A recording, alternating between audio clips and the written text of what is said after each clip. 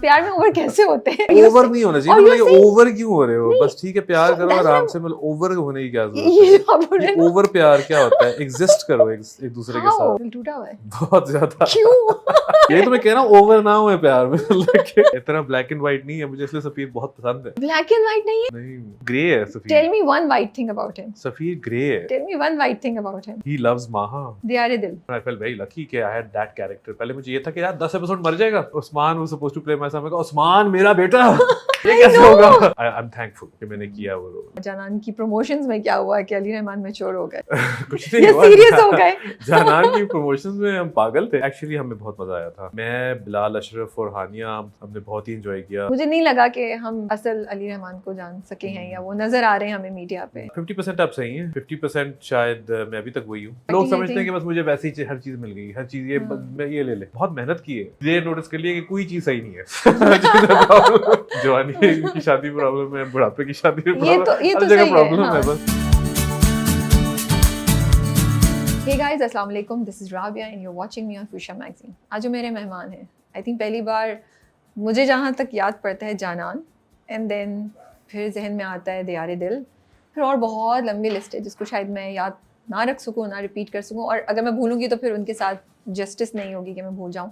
ख़ास भी मेरे जहन में आता है, और आजकल नूरजहां और सफ़ी मेरे जहन में आता है। हम सब उनको जानते हैं, देख चुके हैं उनका काम डिफरेंट प्रोजेक्ट्स में एज डिफरेंट कैरेक्टर्स। बहुत अरसे से इस इंटरव्यू को प्लान कर रहे थे, आज फाइनली उन्होंने हमारे लिए टाइम निकाल लिया है और हमारे साथ हैं।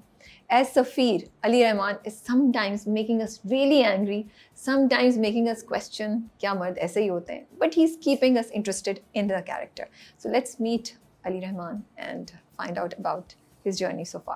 अस्सलाम वालेकुम। वालेकुम सलाम। कैसे हैं आप? बिल्कुल ठीक ठाक, आप कैसे? मैं बिल्कुल ठीक ठाक हूँ, और मुझे याद है जानान में मुझे आपका इतने मज़े का कैरेक्टर लगा था। मतलब आई यूज्ड टू वेट कि जब मूवी चल रही है अब आपका कैरेक्टर कब आएगा, because you would make a smile, you would bring that lighter moments in the movie, so that was good. Yeah, I think I have that impact in real life too. Okay। No, I think because Janan was special because it was very close to who I am, or I was at that time, and I think I still am that person, but I guess I've matured. I wouldn't say I've gotten old, but I've matured. Yeah. So that's exactly who I was, and I still am. I mean, if I still meet my old friends, that's exactly who I am. अच्छा, पहले मैं अभी जानान पे दोबारा आती हूँ। Of camera जो हम बात कर रहे थे कि अली रहमान प्रायर टू जानान और अली रहमान पोस्ट जानान, थोड़ा सा फ़र्क है, उस पर बात करते हैं। लेकिन पहले बताएं, लुक आपकी अच्छी लग रही है। Are you preparing for a character या वैसे ही आजकल मूड हो रहा है या क्या? नहीं, मैंने सोचा कि थोड़ा मेरे असल में मैं थोड़ा बर्न आउट हो गया था, तो मैंने थोड़ी सी ब्रेक ले ली थी। तो मुझे वैसे बहुत शौक है कि मैं जब भी मैं फ्री बैठूं तो मैं दाढ़ी उगाऊं, क्योंकि मैंने कहा कि ज़िंदगी भर तो ये दाढ़ी जो है ना कभी सफ़ेद हो जानी है। तो मैं हमेशा से ये सोचता रहा हूँ कि ज़िंदगी भर पता ही कुछ लड़कों की बेचारों की दाढ़ियाँ निकलती नहीं है। मेरी अल्लाह ताला ने मुझे माशाल्लाह से इतनी अच्छी दाढ़ी दी है। मुझे बहुत पसंद है अपनी दाढ़ी, मुझे बहुत पसंद है दाढ़ी रखना, और मुझे जब भी मौका मिलता है तो मैं अपनी दाढ़ी उगा देता हूँ। मैं कोशिश तो ये करता हूँ कि दाढ़ी मेरी इतनी लंबी हो जाए कि मैं जो है ना, तो अब वो लुक्स मुझे अपने लुक्स चेंज करने का बड़ा शौक है। और फिर मेरा मैं अब चाह रहा हूँ कि मैं बाल अपने थोड़े लंबे करूँ और किसी कैरेक्टर में बिठाऊँ। फिर उसके बाद मैं कुछ स्क्रिप्ट्स पढ़ रहा हूँ तो उनमें ज़रा बैठ है, तो मैं अब यही कोशिश कर रहा हूँ कि और लंबे करूँ, और वो उसके हिसाब से जो है ना कोई कैरेक्टर भी कर लूँ साथ में। वैसे मुझे लगता है मर्दों के लिए चैलेंज होता है ना, to come up with a new look every time for a character. Challenge नहीं होता, आई थिंक टाइम लगता है बस, क्योंकि अगर मुझे महीने में अगर फॉर इंस्टेंस एक कैरेक्टर करना है जिसकी इतनी बड़ी दाढ़ी है, तो अब दाढ़ी में तो टाइम लगता है उगाने में। तो वो थोड़ा एक चैलेंज हो जाता है। फिर आपको शायद एक फेक दाढ़ी पहननी हो, वो इतना अच्छा भी नहीं लगता। मैं चाहता हूँ कि जब भी मैं कोई कैरेक्टर करूँ तो अपनी मूंछ और फेशियल हेयर अपनी हो, तो थोड़ी प्रेपरेशन अगर मुझे मिल जाए उसमें तो अच्छा होता है। और फिर वही इसी तरह किसी अगर बाल लंबे कर लिए हैं और मैंने किसी और कैरेक्टर के लिए लंबे करने हैं और कैरेक्टर के लिए छोटे करने हैं, तो वो ज़रा मुश्किल हो जाता है काम। मगर आई थिंक इतना इशू नहीं है। आई थिंक लड़कियों के लिए ज़्यादा आसान है, क्योंकि उनकी दाढ़ी मूछ नहीं लगती। हमारे लिए बहुत ही कॉम्प्लिकेटेड है कि दाढ़ी इस लेवल की होनी चाहिए, फिर उस दाढ़ी को अब आपने 50 दिनों के Continuity, लिए, yeah. 60 दिनों के लिए, जितने ही दिनों के लिए आप शूट कर रहे हैं, आपने एग्जैक्टली सेम दाढ़ी रखनी है, क्योंकि आपको ये नहीं पता होता कि आप पहले दिन आखिरी सीन शूट कर रहे हैं या आखिरी दिन पहला सीन शूट कर रहे हैं, so you have to have one look. और मैं बड़ी दफ़ा मैंने सोचा था कि मैं दिखाऊंगा कि यार मैं प्ले के दौरान जो है ना दाढ़ी बढ़ गई है वो, मगर ये हो नहीं सकता क्योंकि हमारी शूट स्केड्यूल्स ही ऐसी होती है, लीनियर में नहीं शूट कर रहे होते आप लोग, स्केड्यूल्स हमारी ऐसी होती हैं कि हमें पता नहीं चलता। Okay, so coming back to Ali Rahman, Jaanaan में क्या हुआ? जानान की प्रमोशंस में क्या हुआ कि अली रहमान मैच्योर हो गए? कुछ नहीं हुआ, सीरियस हो गए? जानान की प्रमोशंस में हम पागल थे। और हमने एक्चुअली हमें बहुत मज़ा आया था। हमारी टीम बहुत अच्छी थी, स्पेशली मैं, बिलाल अशरफ और हानिया, हम कुछ थोड़ा हमने बहुत ही इन्जॉय किया उस टाइम को, बहुत इन्जॉय किया। और हम जब भी इकट्ठे होते थे तो हम लोग बड़ा सोचते थे कि बस सब इनोवेट करना है, एक्चुअली हमने उस ज़माने में हमने ऐसी स्नैपचैट प्रमोशंस के लिए कभी ज़िंदगी में इस्तेमाल नहीं हुई थी, हमने शुरू की। तो हम सोशल मीडिया को हमने बड़ा उस वक्त यूटिलाइज़ किया, और हमने मतलब कि हम वी वांटेड टू शो कि हम जो है ना आ रहे हैं विद द बैंग। तो हमने बड़ी चीज़ें यूटिलाइज़ की है, वी जस्ट हैड फन, हम कोई एजेंडा नहीं था, कोई स्ट्रेटजी नहीं थी। हमने You were young and you were having fun. Snapchat बैठा था, मैं फिल्टर्स बनाए और सब वॉकिंग शुरू कर दिया, और वो बिकेम समथिंग। फिर मैं और हानिया हम एक बिट करते थे, वो भी काफ़ी लोगों ने पसंद किया, एंड देन बस people wanted to see us because हम काफ़ी फन थे, एनर्जी हमारी ज़्यादा थी। आई थिंक इकट्ठे जब आप होते हैं ना एक टीम के साथ, तो वो बड़ा एक डिफरेंस प्ले करता है, और उसी तरह की एनर्जी होनी चाहिए आपकी टीम के साथ। तो नेक्स्ट टाइम फिर उसके बाद पर्ची की थी, पर्ची में भी हमारी टीम अच्छी थी, अहमद अली अकबर, मैं, उस्मान मुख्तार और शफ़ी भाई थे, तो we had a good time. तो उसमें भी हमने थोड़ा क्रेजीपन दिखाया, मगर वो जानान वाला क्रेजीपन जो था ना वो नहीं हुआ, मगर कुछ हुआ नहीं है, मतलब मैच्योर हो गया आई गेस, वही आदमी। हाँ, अच्छा। So how is real Ali Rahman barriers के हटा के? मैंने जितना आपको सुना, जितना मैंने जानने की कोशिश की, मुझे नहीं लगा कि हम असल अली रहमान को जान सके हैं, या वो नजर आ रहे हैं हमें मीडिया पे। Am I right or am I wrong? 50% आप सही हैं, 50% शायद मैं अभी तक वही हूँ, मगर आई थिंक एक तो ये है कि लोग ऑफेंड बड़ी जल्दी हो जाते हैं। और अगर मुझे है थोड़ी आदत पंगा लेने की, और थोड़ी ऐसी वैसी मैं मजाक करता रहता हूँ, तो कभी कभार मैंने नोटिस किया कि जो मेरा सेंस ऑफ ह्यूमर है शायद लोगों के सेंस ऑफ ह्यूमर के साथ इन ट्यून नहीं होता। तो फिर मैंने भी थोड़ा उस पर ब्रेक लगाई है, और ये है कि अगर आप मेरा सेंस ऑफ ह्यूमर थोड़ा डिफरेंट है मेरे दिमाग में, और लोगों को शायद कभी कभार नहीं समझ आता, उसमें उनकी गलती नहीं है, उसमें शायद मेरी गलती है कि मैं शायद मेरी करना कर पाता।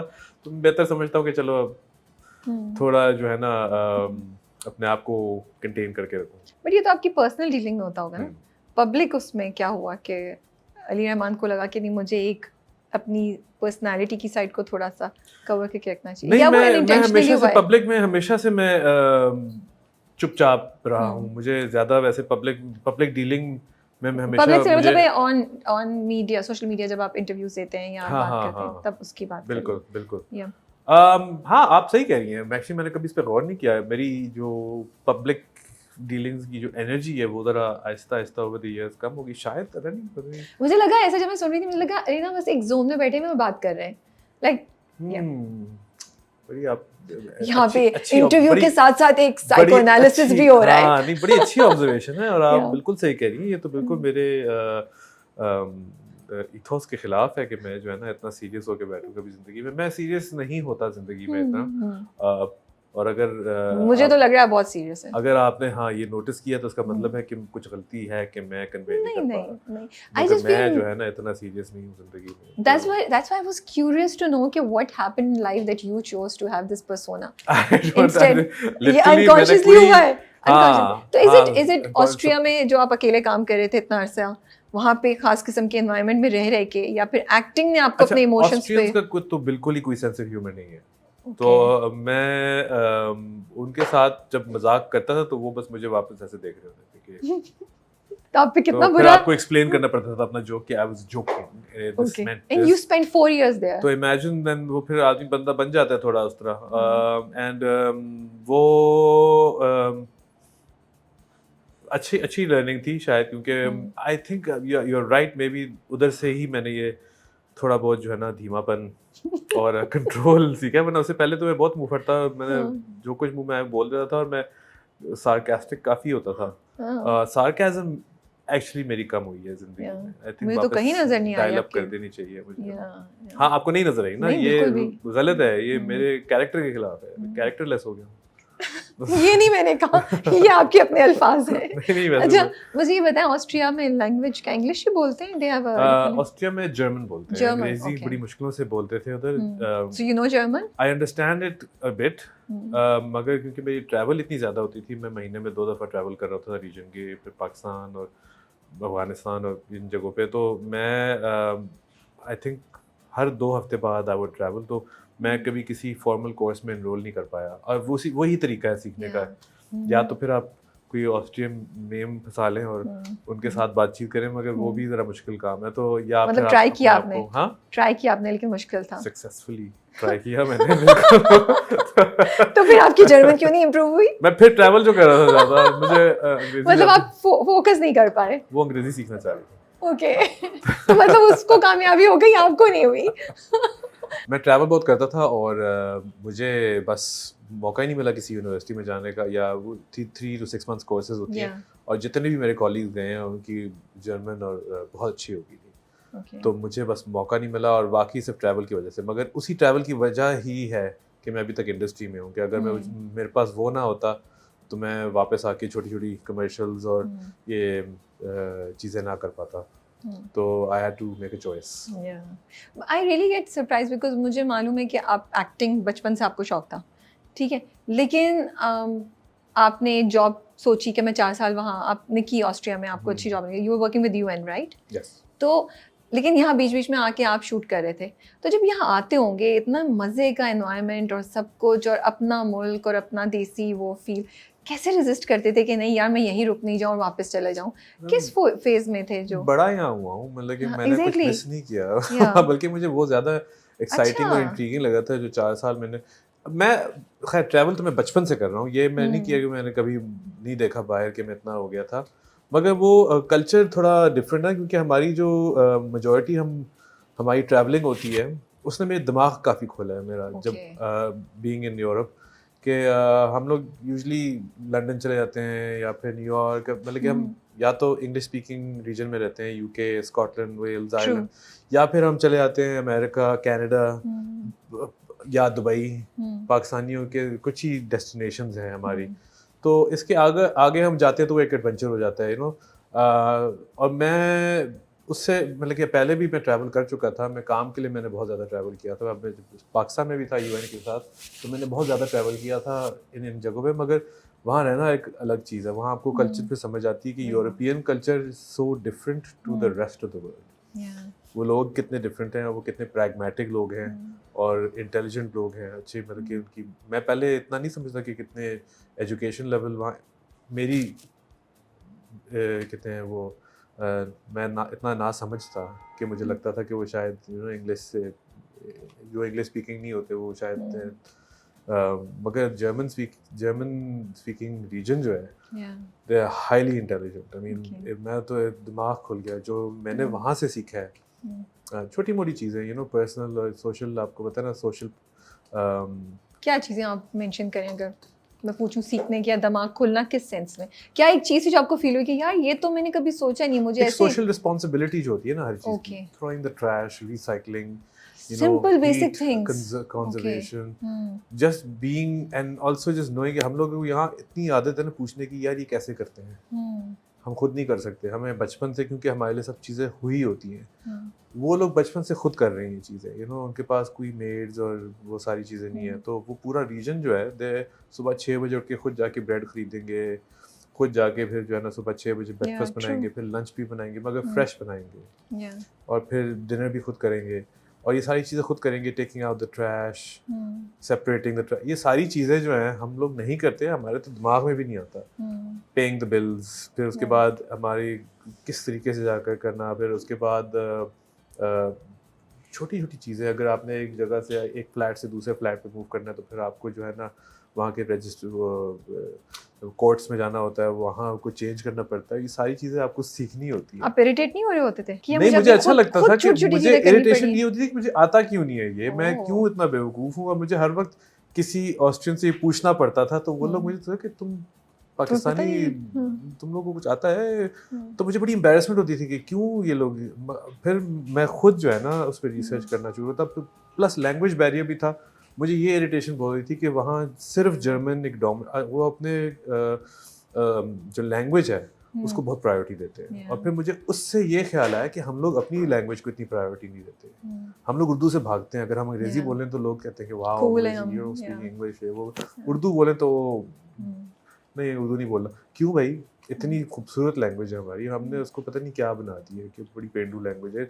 No, it's such a beautiful language Urdu, इतनी सलीस, इतना, मगर अगर आप शायरी पढ़ें और ये सारी चीज़ें, खैर मैं नहीं पढ़ता, मगर मैं जो सुनता हूँ उसमें मुझे नज़र आता है कि इतना एक्सप्रेशन है हमारी लैंग्वेज में। इसी तरह जर्मन्स को अपनी लैंग्वेज में बड़ा फ़ख्र है, वो अंग्रेज़ी उधर बोलते नहीं है। उधर तो सब साइंस भी जर्मन में साइंस होते भी, हैं, इट्स वेरी डिफिकल्ट। इंटरनेट भी, फ़ोन, आप किसी हेल्पलाइन कॉल करें तो आप कहते स्पीक इंग्लिश, तो मुश्किलों से कोई इंग्लिश स्पीकिंग मिले, और कोई उनको शर्म नहीं आती, तो हमें क्यों नहीं शर्म है। तो ये चीज़ें मैंने बड़ी उधर से जो है ना सीखी और इंस्पायर हुआ।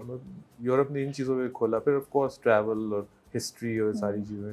खाना बनाते थे वो? खाना बनाना सीखा मैंने। हाँ, वो क्या बनाना सीखा, और पहली डिश क्या सब बनाई? कुछ मैं रमज़ान में आई थिंक सबसे ज़्यादा मुझे वो होता हाँ। था, क्योंकि भूख, वहाँ के दिन बहुत लंबे हैं ना, Yeah, तो आई थिंक 2, ढाई, 3 बजे हम लोग सहरी ख़त्म करते थे, रात और को। फिर रात को 9, साढ़े 9, 10 बजे हम इफ्तारी करते थे। ओह गॉड।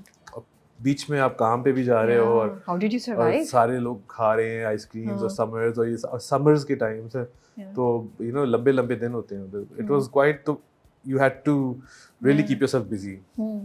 तो मैं रेसिपीज, मैं आज का दिन, I know today's recipe, I used to make something the other. उधर मैंने कुकिंग सीखी, कढ़ाइयाँ सीखी, दाल। अम्मा को कॉल की कि मुझे सिखाएं, मुझे बताएं कौन सी। हाँ, मैंने अपने ऑस्ट्रियन दोस्तों को पाकिस्तानी खाने के बुलाया। हाँ बिल्कुल, पास हो गए थे, अच्छा बना लिया। हाँ बहुत अच्छा। उनको हमारा तो, मैंने तो स्पाइस भी नहीं इस्तेमाल की, मगर उनको इतनी स्पाइसी लगती थी हमारी चीजें।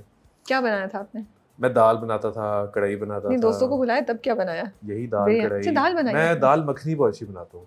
मैंने उसको मास्टर कर लिया, ब्लैक वन काली, और वो है भी मेरी फेवरेट, और मैं उसको मास्टर कर लिया था। फिर कढ़ाई एक्चुअली मेरे एक दोस्त की रेसिपी थी, उसकी बहन की रेसिपी थी, वो बनाते थे हम, वो बहुत ही किलर कढ़ाई है, मैंने आज तक उस तरह की कढ़ाई नहीं खाई। और फिर उसके बाद फिर कभी थायराइड करी, कभी पाटा, मतलब ये चीज़ें मैं, मतलब आपने अपना एक कुकिंग की साइड एक्सप्लोर की। हाँ, मैं ये सिर्फ चाहता था कि बना सकता हूँ कि नहीं, यू नो, और करने को आए तो आप सब कुछ कर सकते हैं। यूट्यूब जिंदाबाद, जिसमें सारे मुझे रेसिपी सिखाई, और यू नो आप कर सकते, अगर आपके पास इंग्रेडिएंट्स सारे हो तो आप कर सकते हो, बट थोड़ा टाइम लगता है।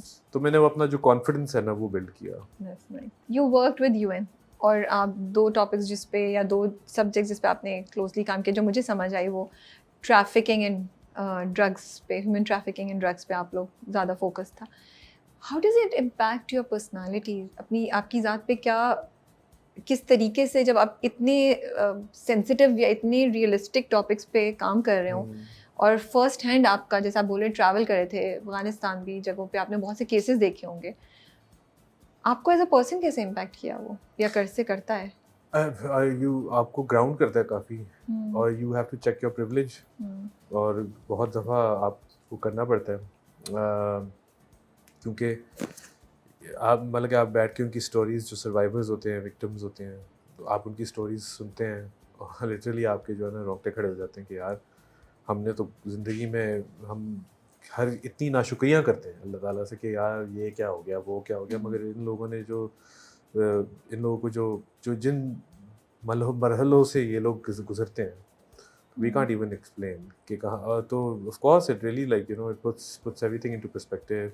आप ग्राउंड हो जाते हैं थोड़ा, you are humbled by it, and ये है कि आपको फिर थोड़ी मोटिवेशन मिलती है कि जो आप काम कर रहे हो आप ठीक कर रहे हो, you know, अगर आप पॉलिसी मेकिंग पे काम कर रहे हो, आप लॉ इन्फोर्समेंट के साथ बैठ के काम कर रहे हो, आप उनको हेल्प कर रहे हो कि ये प्रिवेंट कर सके हो। फ्रस्ट्रेशन तब होती थी जब हम कुछ कर नहीं पाते थे उस पर, यू नो, जब कोई लॉ पास नहीं कर पाते थे, या हम किसी लॉ को पुश नहीं कर, या पॉलिसी को पुश नहीं कर पाते थे, या लॉ हमें प्रिवेंट करता था कि हम उसको एक्सेस कर पाएँ, या हमारे अपने इंटरनल ऑर्गेनाइजेशनल इश्यूज होते थे कि यूएन के अंदर भी जो है ना इंटर यूएन डायलॉग, हर बंदे की, हर ऑर्गेनाइजेशन की अपना मैंडेट है, बिल्कुल, तो उस मैंडेट के अंदर भी चलना भी बड़ा मुश्किल काम है। हम्म, तो फिर फंडिंग पे भी इश्यूज होते हैं। इश्यूज होते थे। हम्म। तो it does ground you, it does humble you. लेकिन मतलब मैं खुद से सोच मैंने कहा मुझ में तो शायद इतनी हिम्मत नहीं है कि मैं ऐसे टॉपिक्स को देख सकूं और इस चीज़ को फेस कर सकूं कि दुनिया में ये चीज़ हो रही है। ये रियलिटी हिट करती थी कभी आपको? मैं तो उसका बिल्कुल 2% भी नहीं हूँ। जिन एनजीओज के साथ हम काम करते थे, पाकिस्तान में ऐसे ऐसे एनजीओज हैं जो on the grass root level पे इतना ज़बरदस्त काम कर रहे हैं पैशन के साथ, और हर रोज़ उसकी जो है ना वो लोग एडवोकेसी करते हैं, उनकी फंडिंग लेते हैं और वो इम्प्लीमेंटेशन कर रहे होते हैं। वो एक्चुअली ऑन द ग्राउंड काम कर रहे हैं उनके लिए, and they making a difference. हम तो कुछ भी नहीं कर रहे। यूएन में बैठ के हमने ट्राई किया है बहुत ज़्यादा, मगर हम उनकी पार्टनरशिप के बगैर हम कुछ भी नहीं कर सकते। Okay. तो लोकल ऑर्गेनाइजेशंस के साथ काम करना जो अच्छा काम कर रही हैं, what they go through, I think they are the real heroes. वो हम तो बट आपने फेस टू फेस तो कभी कुछ फेस ऑफ कोर्स हमने You must देखे have हैं, come we've across. seen cases. हाँ। हमने बड़े तो मतलब कि वो हमें आपका हम reaction सर्वाइवर से क्या? बात करते हैं। मेरा रिएक्शन शॉक घर आके कभी होता था रात को नींद नहीं आए या you have बिल्कुल। tears in your आप eyes or you questioning? I mean you well up tears as such। तो खैर मैं अपनी पर्सनल बात कर रहा हूँ, बड़ा मुश्किल होता है, बट यस आपको you think about it, you take it home and you think about these things। आप सोचते हो कि यार कैसे करें, और आप हेल्पलेसनेस एक बड़ी फील होती है कि आप सोचते हो कि यार इतना कुछ है, आप कैसे चेंज करोगे। आप एक अगर पिछले 50 सालों में जो यूएन ये काम कर रहा है और करता रहा है और ये चीज़ें हो रही हैं और ये सारी चीज़ें चेंज नहीं कर पा रहा, इतना मतलब कि 1 और 2% चेंज आ रहा है, तो आगे क्या होगा। हम काम जो कर रहे हैं ये किसके लिए कर रहे हैं, हम तनख्वाहों के लिए, किस चीज़ के लिए। तो बड़ा एक ऑफ कोर्स आपको एग्जिस्टेंशियल एक वो आती है, थ्रेट आता है कि आप क्राइसिस आता है कि यार व्हाट एम आई, जो मैं कर भी रहा हूँ सही भी है, वापस एक्टिंग पे चला जाऊँ। मगर फिर आपको थोड़ी, जब आप सक्सेसेस देखते हो, आप थोड़े जो ना उसकी चैम्पियन से मिलते हो, आप लोगों को सर्वाइवर्स की स्टोरी सुनते हो, आप लॉ इन्फोर्समेंट को थोड़ा, आप जब सक्सेसेस उसमें देखते हो तो आप कहते हो yes finally. I mean if you, हमने छोटी मोटी जो चीज़ें की हैं उससे अगर कुछ हमने कुछ फ़र्क पड़ा है उससे, तो then you making a little bit of a difference. So जब मैं आपको सुनती हूँ बात करते हुए इस टॉपिक पे, तो आप बहुत संभले हुए, बहुत कंट्रोल उससे बात कर रहे होते हैं। किस पॉइंट पे ये चीज़ आपके अंदर आ गई कि मैं इतनी हार्श रियलिटीज़ को, इतनी ज़िंदगी के एक ये बहुत ट्रैजिक सीक्वेंस को फेस कर रहा हूँ किसी और के, लेकिन मैं अपना कंट्रोल नहीं लूज़ कर सकता, मैं अपने इमोशंस को, अपनी जजमेंट या अपने काम पे इफेक्ट नहीं होने देता। क्या ये प्रोसेस था दैट यू वेंट थ्रू, या हमेशा से आपकी स्ट्रेंथ इतनी थी? नहीं, ये मैं खुद बड़ा जो है ना एक केयर फ्री पागल सा सार्कास्टिक, और मतलब कि मैं इतना सीरियस लड़का नहीं हूँ जितना दिखता हूँ।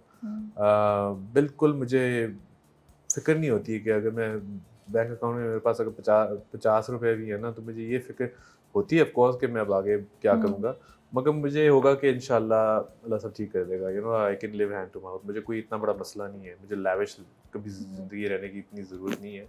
अगर मिल जाए कोई मीन्स तो ठीक है, नहीं इट्स ओके। तो मैं कभी I don't put my self under stress. तो मैं स्ट्रेस नहीं करता, मगर ऑफ कोर्स जब आप वो it's probably the artistic side of me. जो मेरा जो ये यूएन वाला साइड था, क्योंकि जब इसको मुझे थोड़ा संभालना पड़ा, क्योंकि ऑफ कोर्स जो काम कर रहे हैं रियल वर्क, वही मैं कह रही हूँ, वो रियल लाइफ है। तो कभी कभार प्रेजेंटेशंस में मैं जो है ना बिल्कुल I used to be sweating, and तो मुझे मेरे कॉलीग्स कहते हैं कि you are an actor, what's happening, you know हिचकिचा क्यों रहे हो। मैं उनसे कहता हूँ कि that's all made up, you know, I'm being someone else. Over here I'm being myself and I'm portraying real life things. Yeah, true. तो यहाँ ये real life issues हैं। ये तो आप एक और केस ये जो देख रहे हैं experts हैं सामने। पिछले 20-20, 30-30 सालों से यहाँ काम करने हैं, और अगर ये मुझे सुनेंगे कि मैं कोई फजूल बात कर रहा हूँ या कोई ऐसी वैसी स्टुपिडिटी कर रहा हूँ, तो फौरन पकड़ लेंगे और मुझे सीरियसली नहीं लेंगे। So I have to be on top of my game, और मुझे बिल्कुल सीरियस बात करनी है, बिल्कुल टू द पॉइंट अच्छी बात करनी है, सही बात करनी है, कि मेरा मजाक ना उड़े कि यार इसको तो कुछ आता ही नहीं है, ये तो इमोशनल होके बैठा हुआ है, रो रहा है। तो is relearning, is education, educating my self, relearning a lot of things and learning a lot of things. Also I had to put up, अगर आप मिनिस्टर्स के सामने और प्राइम मिनिस्टर्स के सामने आप प्रेजेंटेशंस दे रहे हो, तो you can't be cracking jokes, at least in my opinion। Of course, मेरे jokes तो ऐसे होते हैं कि सब लोगों को समझ नहीं आती, प्राइम मिनिस्टर करना हो जाए तो Okay. कुछ बोलता ही नहीं था. Yeah. So it was a process. So you it was a went through. process, of course. Yeah. You know, it's called growing up, I guess. Yeah, yeah. अम्मा अब्बा क्या कहते हैं? What do you call them? अम्मी अब्बू क्या कहते हैं? Dad को dad. So क्या कहते हैं वो जब आप में चेंज देखते हैं, उनको लगता है कि अली बहुत चेंज हो गए? I think parents को नहीं शायद लगता. I mean Okay. parents अच्छा, parents साथ of आपको course से- लगता है क्योंकि because मेरे- मुझे लगता है कि आपकी ये वाली साइड अब काफी प्रोमिनेंट है, वो आपकी ओरिजिनल साइड जो जोक्स वाली वो भी बिल्कुल, होगी, तो बिल्कुल. उनको कहीं ना कहीं तो फील होगा कि यार ही इज यू नो. मैं मुझे 10 साल हो गए मैं घर पे नहीं था, तो मैं Okay. I haven't lived at home. मतलब कि मैं माँ बाप के साथ 10 साल से नहीं हूँ. मैं कराची में था या वियना में, और मैं अब मुझे नहीं लगता कि मैं रह सकता हूँ, मगर मैं जाता रहता हूँ, उनसे मुलाकात में मिलता रहता हूँ. और ऑफ कोर्स इंडिपेंडेंस आ गई है एंड दे सी दैट. वो तो ऑफ कोर्स एक पेरेंट्स को नजर ही आता है जब आप बड़े हो रहे होते हैं. ट्रू. तो ना ही मैं उनके साथ 24 घंटे होता हूँ कि वो मुझे ये बट उन्होंने कमेंट कभी नहीं किया? नहीं. I mean I think pride है course, वो तो yeah. मुझे लगता है, मुझे पता है. और वो अच्छा भी लगा कि मेरे डैड ने एक दफ़ा बोल भी दिया. अच्छा, क्या कहा उन्होंने? कि I am very proud of you for माशाल्लाह. What you accomplished on your own. तो अच्छा लगता है when your father says something like Of that, course. You feel proud. But other than that शायद ऑफ कोर्स लगता ही होगा क्योंकि मैं, मगर मैं हूँ तो वही अली. तो आई थिंक पेरेंट्स को शायद वो, आप पेरेंट्स के लिए हमेशा वो बच्चे ही रहेंगे ना. Yeah. बड़ा मुश्किल होता है पेरेंट्स को किसी चीज़ के बारे में कन्विंस करना एज देयर चाइल्ड. Yeah. अब कोई मेरा दोस्त कन्विंस करेगा तो फौरन मान जाएंगे. True. मैं कहूँगा ना ये सही नहीं है आपके लिए, वो कहेंगे कि No. छोड़ो, तुम्हें कुछ नहीं पता. या पेरेंट्स के लिए आप हमेशा बच्चे ही रहते बिल्कुल. हैं. अच्छा, तो कहीं सुना मैंने आप कह रहे थे प्यार में ओवर नहीं होना चाहिए, तो प्यार में ओवर कैसे होते हैं? मुझे इतनी इंटरेस्टिंग ये स्टेटमेंट लगी. I have to ask him, are you talking about negative possessiveness, toxicity, और like ये हाँ, जोक में यही बोला ना, था, यही ये negative, लग नहीं रहा. ये possessive और आपने toxicity. मेरे सवाल से अपना जवाब उठा लिया है. मैं यही मुझे तो, ओरिजिनल चाहिए. प्यार में ओवर क्या होता है? और ओवर नहीं होना चाहिए. और ये you're ओवर क्यों हो रहे हो? बस ठीक है प्यार करो that's आराम what- से, मतलब ओवर होने की क्या ये जरूरत जो आप बोल है? रहे ये हैं ना, ओवर प्यार क्या होता है? एग्जिस्ट करो एक दूसरे के How? साथ.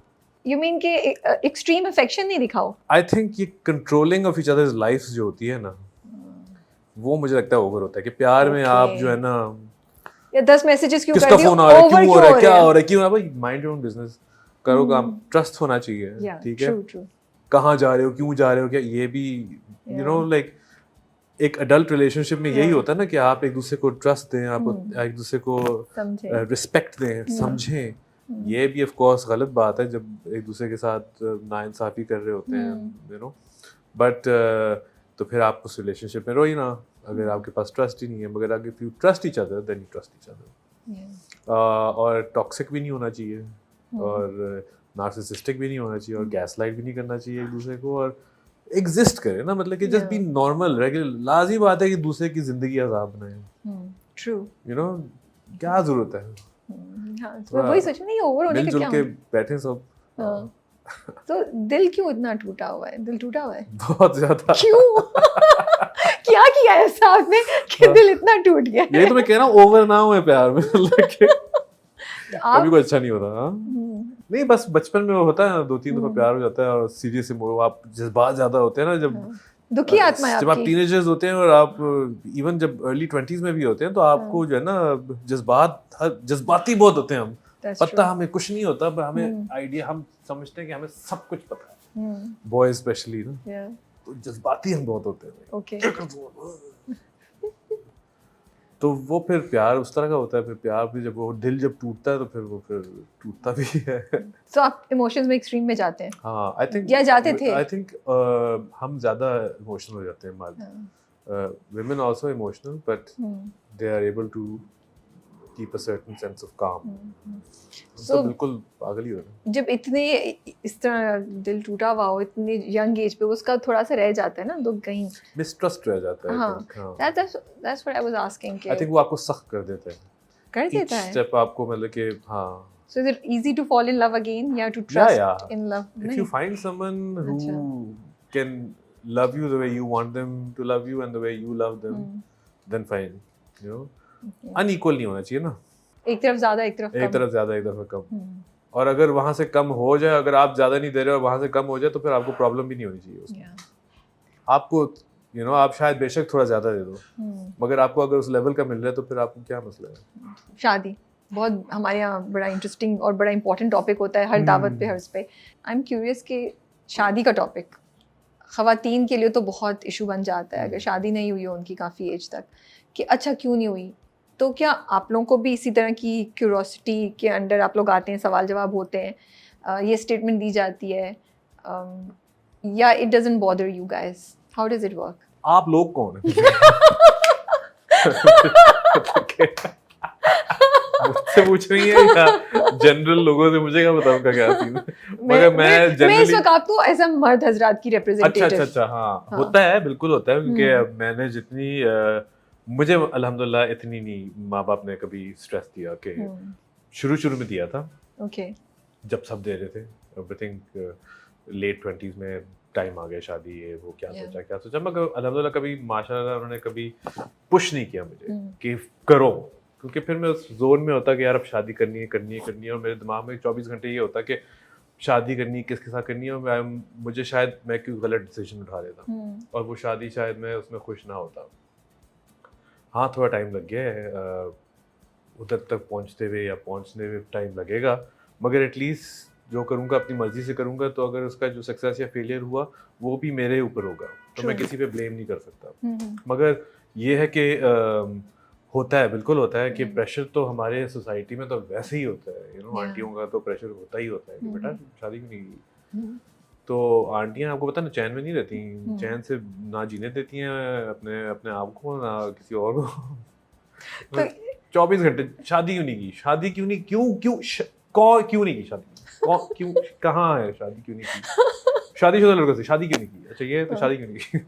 तो वैसे मैं कह रहा हूँ कि होता है, मुझे अच्छी तरह पता है कि मेरे काफ़ी ऐसे दोस्त हैं जिनकी शादियां हुई हैं उसी टाइम पे, और उनके पेरेंट्स काफ़ी स्ट्रिक्ट थे कि अब शादी कर लो, और मगर ज़्यादा आई थिंक लड़कियों पे प्रेशर लड़कियों पे तो डेफिनेटली, या लड़कों पे भी होता है, मगर इतना नहीं होता, क्योंकि लड़कों के पास एक ज़रा ओपन हैंड होता है कि सोसाइटी ऐसी है कि लड़कों को थोड़ा लीवे देते हैं, ओ चलो अभी तो तुम जवान हो, मगर लड़की खुदा ना खास्ता जवान हो जाए और शादी ना हो, तो शादी ना, अल्लाह क्या हो।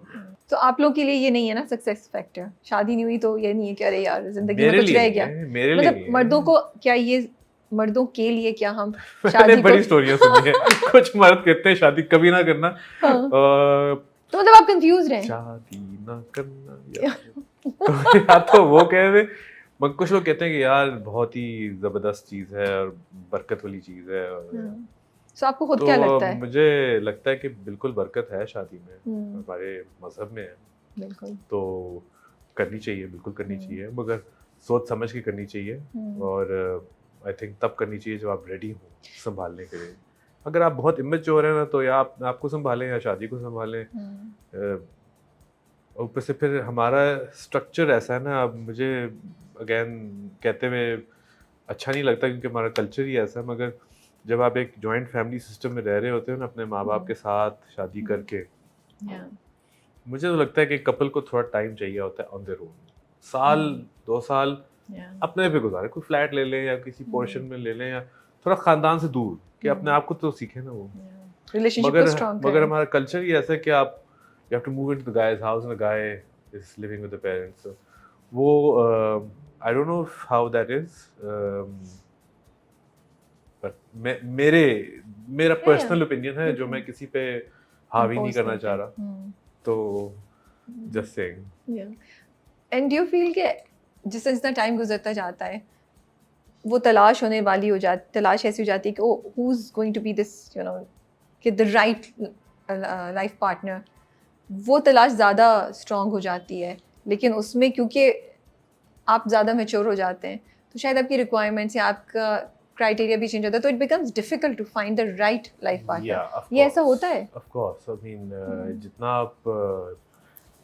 आप the older you get, sorry मैं अंग्रेजी में बोलूँगा, नहीं उर्दू में आ नहीं रही, मजाक कर रहा हूँ, बहुत क्यूट हो रही। देखिए आज अली प्रूफ करें कि नहीं राबिया, आपने जिस तरह मुझे बाकी जगह पे देखा, मैं आपके इंटरव्यू में हंसूंगा, मुस्कुराऊंगा, मजाक करूंगा, मैं हंसमुख नहीं हूँ मैंने ये तो नहीं कहा था, I didn't say that। नहीं मैं एक्चुअली आप बिल्कुल सही कह रही हैं, I've अल्लाह का lost my No, I felt I मैं बहुत couldn't serious हो see गया हूँ I जिंदगी couldn't में। see the real Ali there. I Yeah, couldn't it was not me. I couldn't. I mean, it was me. What I It was was saying you. was me, हाँ. but I was But also very behind like, a screen. हाँ, So behind a. हम कुछ कोशिश करें dig करने की कि अली की थोड़ी सी हमें real अली की झलक नजर आए. Yeah. So continue. आप क्या कहते हैं as you grow older? As you grow older, you get set in your ways, ना? Yeah. तो आपको आदतें हो जाती हैं जो आपकी मजबूत हो जाती हैं। तो अगर आप और ये is true for women and for men. Yeah. तो इसलिए ऑफ कोर्स हमारे मज़हब में कहा जाता है और वैसे भी कहते हैं कि जवानी में शादी करें तो you can grow together and solidify it and nurture each other. क्योंकि ऑल्सो ये भी एक on the other side of the spectrum ये है कि द ओल्डर यू गेट और फिर आप जब बड़े हो के आपके अपनी you know you are set in your own ways and आप यू नो वो हो जाते हैं, मजबूत हो जाते हैं चीज़ों पे कि मैंने करना ही नहीं भाई। तो आप एक दूसरे को फिर शादी is all about understanding and sacrifice, you know it is. Yeah. So we're hoping कि So if maturity you're के साथ meeting tolerance two, भी if आ two रही people are होगी. coming in, then they have to, you know, there's some sort of tolerance and some sacrifices that you both have to make. एक बंदे को नहीं कि मैं नहीं कर रहा तुम, तो you know अब कुछ आदतें आपको accept करनी पड़ती हैं। और ये शायद जब आप बड़े हो रहे होते हैं, जब आप ज़्यादा मैच्योर हो रहे होते हैं, तो वो ज़्यादा सेट हो जाती हैं, कॉन्क्रीट बन जाती हैं।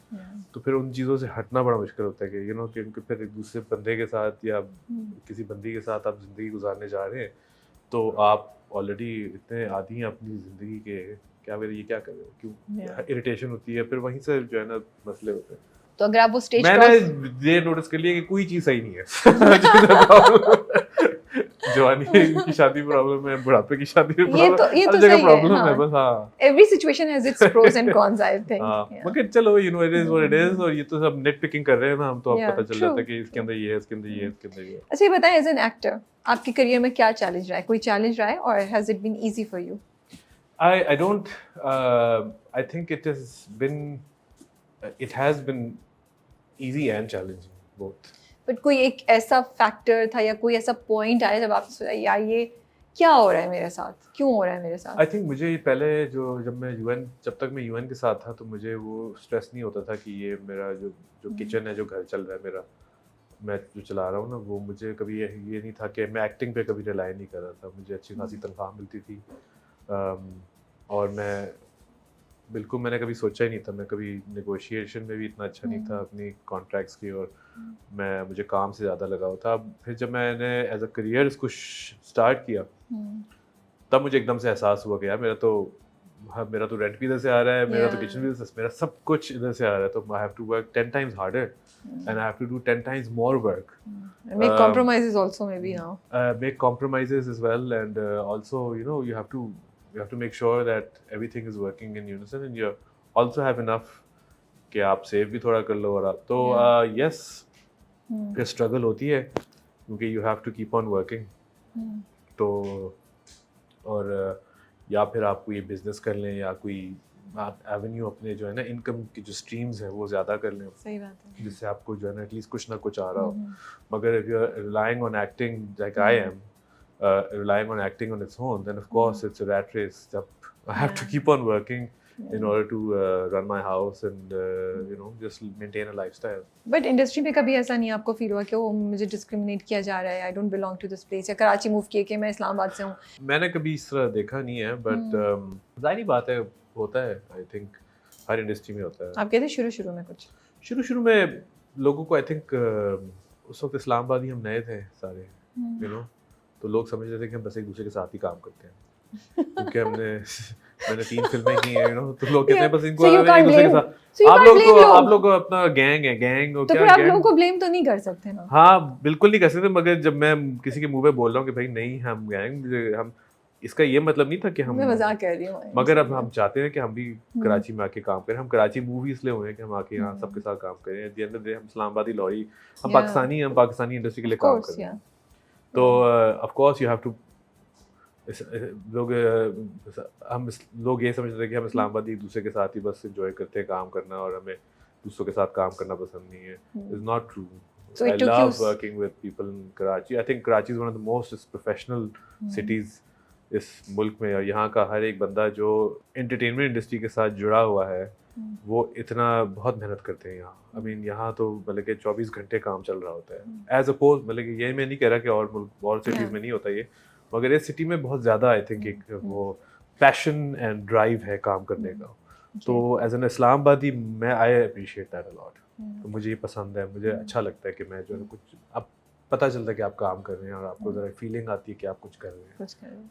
सो इंडस्ट्री में क्या मर्दों को भी डिफ़िकल्टीज उतनी ही पेश आती हैं जितनी औरतों को आती हैं? हरासमेंट, ग्रुपिंग, फेवरेटिज्म, या जनरल एटीट्यूड मर्दों की तरफ, या और do men have it easier? क्या ये एक मिसकंसेप्शन है? आप कुछ कहना चाहेंगे? आप 10 साल से आपने फिल्मों पे थिएटर भी किया हुआ है, आपने ड्रामे भी किए हैं, स्टेशंस भी डिफरेंट आपने किए हुए हैं, so what's your experience been like? I think बिल्कुल अब मैं ये नहीं कह सकता कि मर्दों को ज़्यादा होता है, क्योंकि आई थिंक हरासमेंट के हिसाब से और इन सब चीज़ों पे तो of course women face the brunt of it Okay. not just our industry, society, मगर अब मुझे लगता है कि बिकॉज ऑफ सोशल मीडिया बहुत बेहतर हो गया है। मैं ये नहीं कहूँगा कि बिल्कुल सही हो गया, बट बहुत बेहतर हो गया है। अब इंसिडेंट्स कम हो गए हैं। आई थिंक लोगों के पास जो है ना टॉलरेंस ज़्यादा आ गई। टॉलरेंस भी मैं ये नहीं कहूँगा, अवेयरनेस आ गई कि अब कुछ गलत करेंगे तो 4 जो है ना 6 यहाँ आंखें हैं लोगों की, कि हर जगह जो है ना दीवारों की भी आंखें हैं। तो I think that's bin a positive change of social media कि अब जो है ना चीज़ें छुपी नहीं रहती हैं और लोग जो समझते थे they could get away with it, they don't get away with it. Same for main. I think हमारी इंडस्ट्री में कुछ ऐसे, मैं काफ़ी लड़कों को जानता हूँ जो अभी तक स्ट्रगल कर रहे हैं, जो जिनके लिए बहुत ही मुश्किल है एक सर्वाइव करना, हैंड टू माउथ सर्वाइव कर रहे हैं, नॉट लिविंग वेल, ये वो। और कब देयर रिजॉर्ट टू मॉडलिंग, क्योंकि कभी कभार एक्टिंग में मौका नहीं मिलता। और तो ये है कि दोनों साइड्स पे it's very hard to, I think it's a tough industry to be a part of. Of course it's किसी के भला हो जाए उसमें तो बहुत ही अच्छी बात है, पर स्ट्रगल तो है। अब हरासमेंट के हिसाब से मैं कुछ कह नहीं सकता for man. I am sure होता है, आई एम बिल्कुल श्योर होता है कि there two sides to a coin. तो बट मैं क्योंकि कभी ज़्यादा सुनने में नहीं आता, बट ऑफ कोर्स मैं ऐसे लड़कों को ज़रूर जानता हूँ जो मतलब कि जिनके पास अपॉर्चुनिटीज़ ज़्यादा नहीं हैं और मतलब कि वो बहुत मेहनत करते हैं, बहुत ज़्यादा मेहनत करते हैं। एंड यू फील कि ज़्यादा उनको बेहतर रिजल्ट्स मिलने चाहिए लेकिन नहीं मिलते? मिलने चाहिए, अपॉर्चुनिटी ज़्यादा होनी चाहिए हमारे, हमारी इंडस्ट्री में भी opportunities come. I think for an upcoming actor बहुत टाइम लगता है किसी को नीचे से आके अपना वर्थ दिखाने के लिए। कुछ अच्छे एक्टर्स हैं जो बड़ा टाइम लगा के ऊपर से बड़ी मेहनत करके ऊपर से नीचे से ऊपर आए हैं, तो मैं अगेन वही आपकी बात है कि it's been easy and it's been hard, तो I can't really say much. So आपका कुछ होता है, क्योंकि आप ये इतने लगता है कि आपने कहा है, तो मुझे लग रहा है कि you feel the pain of a struggling actor, especially a new कमर।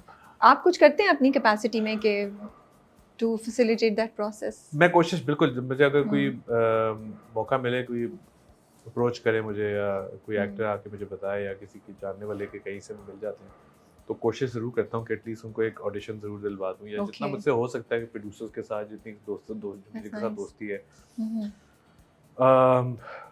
मगर at the end of the day production मेरी नहीं है, एक्टर हूँ, तो मैं कोशिश तो यही करता हूँ कि किसी ना किसी को कोई ना कोई छोटा सा रोल मिल जाए कहीं ना कहीं, कि एटलीस्ट वो अपनी एक्टिंग चॉप दिखा सके। But on the flip side आजकल I think it's easier because अब सोशल मीडिया की वजह से बड़े बड़े टैलेंटेड लड़के हैं जो अब जिनकी मिलियंस में फॉलोइंग है एक्चुअली। वो एक्टिंग नहीं कर रहे मगर वो सोशल मीडिया पे उनकी मिलियंस ऑफ फॉलोइंग है, और वो अब छोटे छोटे स्किट्स करते हैं, ये स्केचेस वगैरह कर रहे होते हैं, और वो इतने हिलेरियस हैं। मैं कईयों को फॉलो करता हूँ, इनकी कंटेंट, उनकी दिमाग इतने ज़बरदस्त चलते हैं। There's some really funny guys out there and I hope to see them on TV because वो सही टैलेंट है, तो मैं एक I think so YouTube and all these places, this is a very good platform now।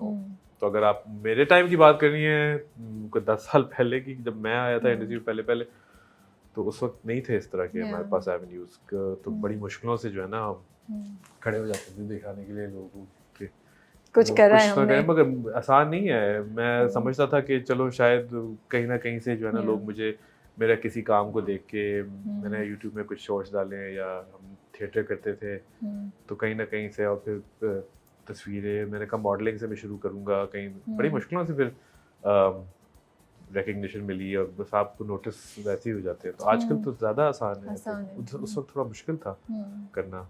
मैं तो जब मैं नोटिस हुआ था उससे 10 साल मतलब कि बचपन से ही मैं लगा हूँ ना कि छोटी उम्र से ही मुझे कुछ बनना था। तो मेरे हिसाब से तो मैं भी लेट था।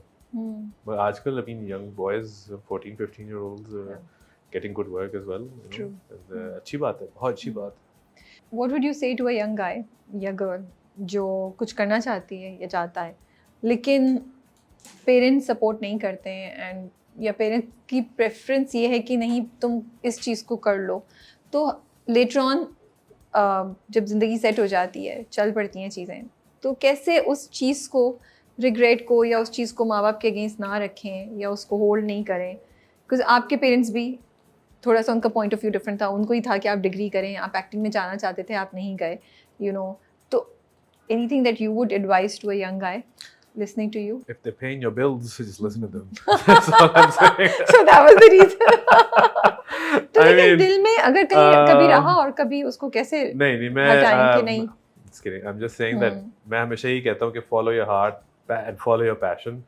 रिग्रेट नहीं होगा कभी। मगर अगर आपके पेरेंट्स सपोर्ट नहीं कर रहे तो फिर एटलीस्ट अपनी ये है कि बेसिक एजुकेशन जो है ना अपनी पूरी कर लें। जो अपना बैचलर्स है, मास्टर्स करें ना करें वो आपकी अपनी मर्जी है। देन उसके बाद आप मैं हमेशा कहता हूँ कि अगर आपने इस फील्ड में आना है तो एटलीस्ट अपने आप को सराउंड करें लाइक माइंडेड लोगों के साथ। तो थिएटर कर लें, कोई ड्रामा कर लें, कोई ऐसी चीज़ें करें जहाँ से आप 3-4 लोग इकट्ठे मिलकर कुछ अच्छा काम कर सकते हैं। वहीं से आती है, आप अकेले भी बैठ के कर सकते हैं, मगर सोशल मीडिया है आजकल, तो अगर आप नौकरी करें, मैं कई ऐसे लोगों को जानता हूँ जो नौकरी भी करते हैं मगर सोशल मीडिया पे ज़्यादा प्रेजेंस है और उसकी वजह से नौकरी में वो काम पे सुपरस्टार्स हैं। हाँ, तो बड़ा उनको तो दे मेक गुड मनी। बल्कि there is another actor who was famous on social media before, फिर वो एक्टर बना। तो लेकिन मुझे ये बताएं ना, जब हाउ डू दे, मतलब जब हो जाए टाइम तो अम्मा अब्बा के अगेंस्ट कोई अगर दिल में बात हो तो उसको कैसे नहीं रखें? अम्मा अब्बा आपके they are only looking for the best, they are always looking out for your best. वो यही चाहते हैं कि आप अपने 2 पैरों पे खड़े होकर अपना कोई काम संभालें, कि एटलीस्ट ये है कि आप किसी के मोहताज ना रहें। तो you should never hold it against them. अगर वो आपको फोर्स कर रहे हैं कोई चीज़ ऐसे, आप अब बेहतर है कि आप उनको बैठ के समझा दें कि, और उनको लॉजिकली समझाएं, उनको शायद उनको फोरकास्टिंग समझाएं, कुछ आप भी सीखें और उनको समझाएं कि अगर आप मुझे इसमें इन्वेस्ट करेंगे या मेरी इस डिग्री में इन्वेस्ट करेंगे या मुझे ये करने देंगे तो उसमें ये फ़ायदा ये है क्योंकि आजकल एंटरटेनमेंट इंडस्ट्री कहाँ से कहाँ पहुँच गई है। तो there is a lot of scope in it. जब पहले हम करते थे उसमें कोई स्कोप ही नहीं था। बहुत ही, हम 2-3 चैनल थे और सोशल मीडिया ड्रामे अभी वापस रिवैम्प हुए थे ज़िंदगी में, कुछ ही ड्रामे थे जो अभी ड्रामे वापस आ रहे थे, लोग वापस देखना शुरू हुए थे। तो हमें इतना नहीं पता, अब तो एवरीवन नोज कि हमारे dramas are the best, entertainment industry is going way up, फिल्में अच्छी बन रही हैं, यूट्यूब पे हम लोग कितना कंटेंट लगा रहे हैं, तो इसमें there is lot of money in it now. तो उस वक्त इतना पैसा नहीं था। तो ये आप अब माँ बाप को भी यही पता है, तो आई थिंक वो they shouldn't be averse to it, but समझाने की बात होती है। और अगर वो नहीं समझ रहे तो आप साइड पे करें, ये नहीं कि आप बिल्कुल जो है सैड हो के, अगर मैं भी सैड हो तो मैंने नहीं करना तो फिर मैं बैठा रहता। मगर मैंने वही किया, मैंने डिग्री की और साथ में मैंने थिएटर भी किया और मैंने एक्स्ट्रा वर्क किया, मतलब कि कॉलेज भी जाता था, फिर कॉलेज के बाद में जाता था थिएटर करने और हम रात को 2-2 बजे तक थिएटर करते, फिर दोबारा उठ के वापस कॉलेज आते थे। तो मेहनत भी करनी पड़ती है, प्लेट में कुछ सर्व नहीं होता जब तक मेहनत नहीं करोगे तो। And that's not just for acting, लोग समझते हैं कि बस मुझे वैसे ही हर चीज़ मिल गई, हर चीज़ ये ले ले। बहुत मेहनत की है, बहुत ज़्यादा, और मैं खुद कभी कभार सोचता हूँ कि हाँ मुझे प्लेट मिल गई और मैं कन्विंस हो जाता हूँ कि हाँ यही सही है, मगर नहीं, actually worked hard for it. तो there is nothing that can bypass hard work. And I think not just entertainment industry, आपने जो भी करना है उस इंडस्ट्री, उस फील्ड को आप गौर से देखें तो आई एम श्योर जैसे अली कह रहे हैं उसको कन्विंसिंग उसमें पॉइंट्स आपको निकल आएंगे पेरेंट्स से बात करने के लिए। हाँ, बस आई थिंक उनको आपको पेरेंट्स को समझाना होता है, बड़े प्यार से समझाना होता है। अगर आप एज अ ब्रैट समझाओगे तो पेरेंट्स नहीं मानेंगे, तो आई थिंक आपकी अंडरस्टैंडिंग भी पेरेंट्स के साथ उसी तरह होनी चाहिए, उनको प्यार से समझाएं। और अगर फिर भी वो नहीं समझते तो it's not the end of the world. You survived, तो बाकी भी survive कर आप जाएंगे। जब अपना पैसा कमाना शुरू कर लेंगे आप खुद वो डिग्रीज कर सकते हैं। ये भी नहीं है कि आप मतलब कि एक सर्टेन टाइम होता है डिग्रीज करने का, ये हमें बहुत ही एक मिसकंसेप्शन है जब हम लेट टीन्स और अर्ली 20s में होते हैं कि बस यही टाइम है। पढ़ाई तो हर पूरी जिंदगी चलती है, स्पेशली एंटरटेनमेंट इंडस्ट्री के अंदर, you can learn whenever. True true. Diyare Dil, I love दियारे दिल। जब वो स्क्रिप्ट आया कैसे आपके पास एंड व्हाट मेड यू से यस टू दैट? स्क्रिप्ट आया था, मैं हम टीवी के साथ ही काम कर रहा था और उनका मैंने सेकंड प्ले किया था। उसके बाद वो प्ले हिट हो गया और तो फिर मुझे उन्होंने अप्रोच किया कि हमारे पास एक बड़ा अच्छा स्क्रिप्ट है और ये है वो है। तो पहले मैंने जब स्क्रिप्ट पढ़ी तो of course such a beautiful script, मैंने कहा पता नहीं कहाँ से इतना मैं लकी हो गया हूँ। आई थिंक लक भी थी और उस वक्त मैं नया भी आया हुआ था तो फ्रेश फेस भी था मैं, तो शायद, और प्लस मैं रोल के अंदर फिट भी कर पा रहा था। उनको मिकाल के लिए छोटा भाई चाहिए था जो मतलब कि थोड़ा शक्ल मिलती हो, तो वो भी इट वर्कड आउट। तो बस वहाँ से हुआ। लेकिन आपको पता था या कुछ आइडिया था जब पढ़ रहे थे या कर रहे थे कि यार लोगों को इतना पसंद आएगा? मुझे बिल्कुल कोई आइडिया नहीं था। People will cry with you, for you. Absolutely not. मुझे बड़ी स्ट्रेस होता था, मुझे बड़ा स्ट्रेस होता था कि पता नहीं क्या होगा। बिल्कुल जो है ना, क्योंकि Haseeb is a very very good director और वो बड़ा कुछ जो है ना जोर, हर एक सीन में वो बड़ा जोर फूकता है, मतलब कि he really you know makes you work as an actor. I think he is a actor director कुछ यू नो। एंड मुझे पता नहीं था कि मेरा वो पोटेंशियल है, वो हसीब ने निकलवाया था। तो आई थिंक वो ज़्यादा क्रेडिट भी हसीब को जाता है, हसीब हसन को। उन्होंने बहुत ही जो है ना मेरे साथ कोऑपरेट किया। फिर आबिद साहब ने मुझे बहुत हेल्प किया, आबिद अली साहब ने। और आपके उनके बहुत सीन थे, बहुत सीन था। मैं उनके साथ मेरा लगाव भी बहुत ज़्यादा था। We had a very good relationship. तो आबिद साहब से प्यार बहुत था मुझे and he is a very nice man. उन्होंने मुझे बहुत हेल्प की है। तो वो बड़ा एक special time of my life था। आई थिंक वो ऐसे वो कहते हैं one for the books. I can never forget that time. We had a very very good time. बस I think I was lucky. But audience का reaction कैसा था? कोई फैन रिएक्शन उस वक्त? ओवरवेलमिंग था क्योंकि एवरीवन जस्ट लाइक हम रो के पागल हो गए। आई थिंक एक्टर के लिए एक सबसे बड़ी कामयाबी यही होती है। हमें थिएटर में हमें होता था कि हम थिएटर में अगर हम सीन कर रहे होते थे और किसी को हम रुला देते थे तो हम पीछे आते थे you know, we did something. तो जब मुझे ऑडियंस इस तरह बोलती थी तो I really used to feel good कि यार। बट लोग मिलते थे, कुछ कहते थे क्या? कोई किस्सा सुना सकते हैं, कुछ हुआ उस वक्त, कुछ याद हो जो? हर वक्त मुझे कोई ना कोई मिलता था कि आपको माय हस्बैंड, औरतें यूजुअली आती हैं आपके पास कि हमारे मियाँ देखते नहीं है मगर आपने रुला दिया हमें। और फिर मियाँ उनके आए थे, यार I never cry and I never watch dramas, मगर आपका ड्रामा देख के मुझे बहुत रोना आया। You beautiful, you know what a beautifully portrayed character. तो मुझे you know I felt very lucky कि आई हैड दैट कैरेक्टर। पहले मुझे ये था कि यार 10 एपिसोड मर जाएगा, वही तो मैं कह रही हूँ। और यंग टू ओल्ड का भी था, थोड़ा सा मैंने कहा बूढ़ा बना के मार दोगे, वो भी सिर्फ 10 एपिसोड्स में, और फिर मैं क्या करूंगा उसके बाद। तो मुझे बड़ा, फिर मैं Usman was supposed to play my son, मैं कहा उस्मान मेरा बेटा ये कैसे होगा, ये कैसे दिखाओगे तुम लोग? नहीं, मैं कभी नहीं करूंगा ये मेरा तो दोस्त, यू नो। मगर इन रेट्रोस्पेक्ट अब मैं यही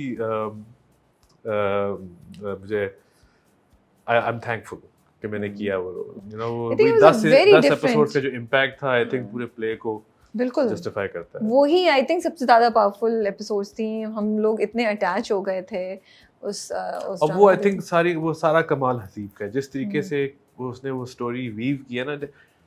ड्रामा जो है एक डायरेक्टर का यू नो मीडियम है, वो डायरेक्टर कैन मेक इट और break it. And Haseeb Hasan is you know he is a magician. तो उस्मान और आपके दरमियान कोई जोक्स चलते थे? वो कहते थे अब्बा, मैंने उस्मान ने एक ही आई थिंक हमारा सीन था इकट्ठे, बट जनरली वैसे होते थे, तुम तो मेरे अब्बा हो, तुम तो मेरे, तू इतना बुढ़ा मेरा अब्बा तो जोक्स तो चलते रहते थे। मगर and shooting in that area, how was it? कोई एक्सपीरियंस? ब्यूटीफुल। वही मैं कह रहा हूँ ना कि that time can not be brought back. वो है, that was a beautiful time of our lives. कोई किस्सा हमें आप सेट से सुना सकते हैं? कुछ याद है कोई मजे का आपका और हरीम, या आपका और मिकाइल सनम का, कुछ भी? काफ़ी थे क्या, मगर आई थिंक सबसे जो हमारे अच्छे मज़े के टाइम था वो मेरा हरीम का था, जब हम लोग, मेरा हरीम और आबिद साहब का था, जब हम लोग हम बस 3 लोग थे और वो इतना वीराना स्कैरी किस्म का जो हवेली है, और मैं न्यू ब्लॉक में रह रहा था और आई थिंक हरीम का कमरा स्कैरी ब्लॉक में था, जो पुराना स्केरी हवेली ब्लॉक है। नाम भी है। हाँ, ओके। तो मैं और आबिद साहब न्यू ब्लॉक में थे और मुझे लगता है हरीम स्कैरी ब्लॉक में थी या मिकाल स्कैरी ब्लॉक में था, पता नहीं उनमें से कुछ था। तो हम बड़े डरते थे जाने से, बट यही था कि पैशन उस वक्त, हम सीन्स हमारे ख़त्म होते थे और फिर मैं और हरीम डिनर के बाद चाय के साथ बैठते थे और हम लोग जो है ना स्क्रिप्ट हम लोग रीडिंग कर रहे होते थे, क्योंकि आबिद साहब ने हमें डराया हुआ था कि जब मैं तो 80 to 100 दफ़ा स्क्रिप्ट पूरी पढ़ता हूँ। ओह गॉड। कहते क्या, मैंने तो सिर्फ 2 दफ़ा स्क्रिप्ट पढ़ी है और 80 to 100 दफ़ा पूरा ड्रामा, और बाकी आबिद साहब बैठ के वो पूरा ड्रामा जो है ना पढ़ते थे, मतलब कि 30-40 एपिसोड अपने सारे सीन्स पढ़ते थे, दूसरों के सीन पढ़ते थे, और वो कहते हैं कि बेहतर एक्टर बार बार रीडिंग से होते हैं।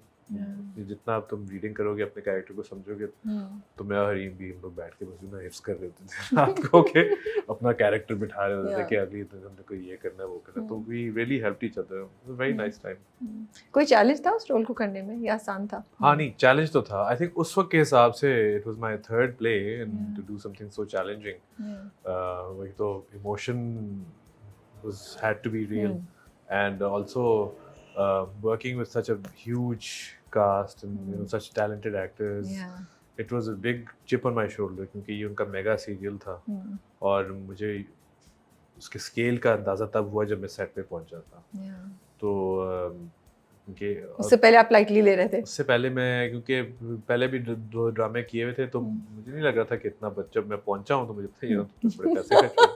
So I need to be और वैसे on my game. सनम, मिकाल, हरीम, सनम, आबिद साहब, सबसे वो सारे जो लोग इनको मैं टीवी पे देखता था, वो मेरे साथ एक्ट कर रहे हैं, तो वो सारे प्रोफेशनल्स हैं और मैं भी मतलब कि अपने कागजों में ठीक हूँ, मगर मैं लेकिन वो एक फील होता है ना कि मुझे तो on the top of my game होना है, तो इसलिए रात को भी हम लोग जब बैठते थे, मैं और हरीम, हम दोनों के लिए बहुत बड़ा दोनों के लिए, तो हम लोग बैठ के जो है ना नोट्स बना रहे थे कि ये तुम सही नहीं कर रहे, मैं नहीं कर रहा, अच्छा तुम इस तरह बोलो इसको, और फिर ऑफ कोर्स फिर यंग टू ओल्ड को कन्विंसिंग रखना, ओवर ना करना, और आबिद साहब के सामने परफॉर्म करना एक अजाब चिलिंग टाइम होता था, क्योंकि वो ही is, I think that is also one of his wild life's best work.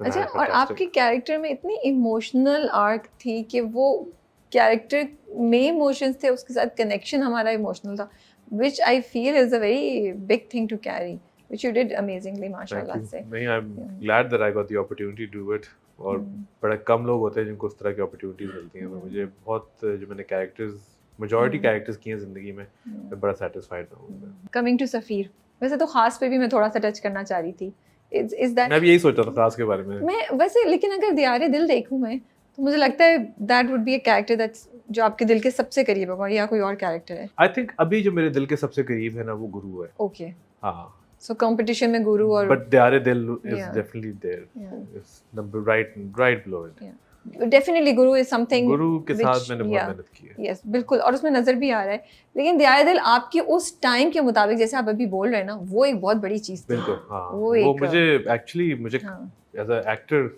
बहुत मेहनत मैंने की है, and I'm sure it helped you grow a lot. It really also helped me grow, and I have grown since then as well. I mean, now when I look at Diyaare Dil, sometimes there's a lot I could do different, but also there's a lot that I'm very proud of that I did it, and I managed to do it at that time when I was very new in the industry, and I have just come from theatre, and theatre is a very different medium.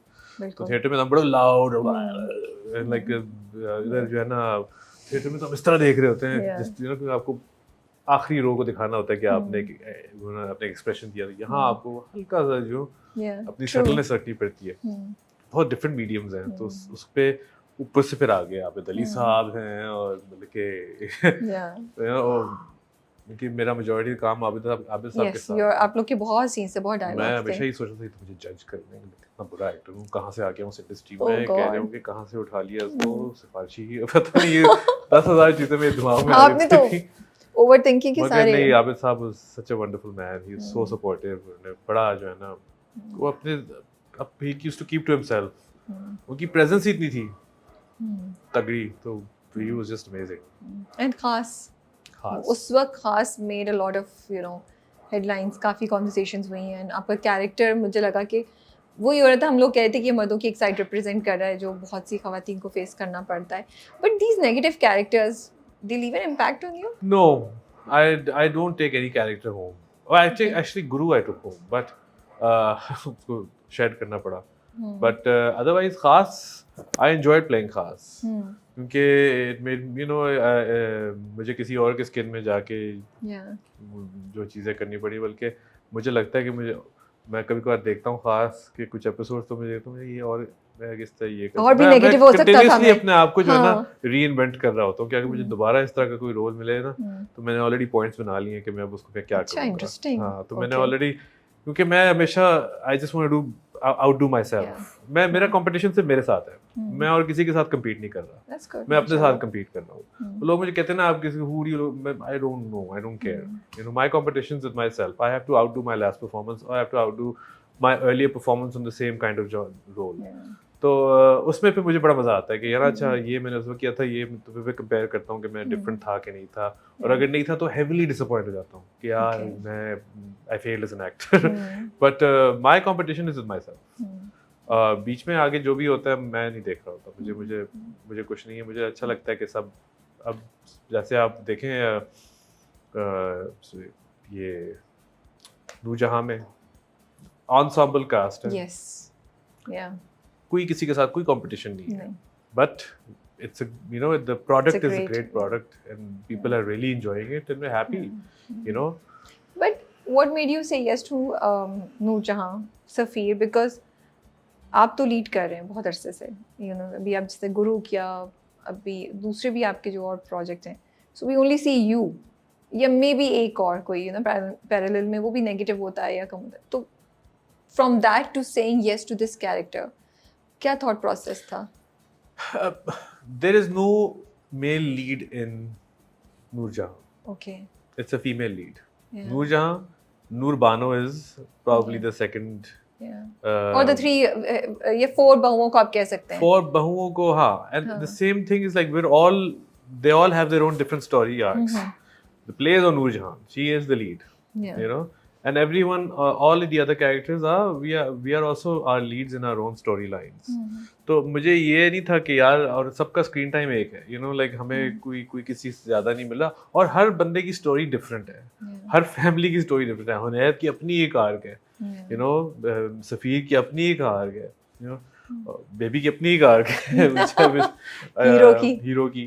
तो वो everyone is, but उसका arc क्योंकि कुबरा के साथ जुड़ा हुआ है, कुबरा का जो आर्क है वो नूरजहां के साथ जुड़ा हुआ है, तो it becomes little more, it's a little more important in terms of what Kubra is now facing off with Noorjahan, his support for her. So I mean, it's a really fun and of course my drama with Maha and Hajra's character, like we're all, that's another drama. But then Hajra's character is also kind of my character associated with Hajra when she comes against Noorjahan. So everyone is coming at Noorjahan from different areas, so everyone still has some skin in the game, But I don't think इसमें as such lead है,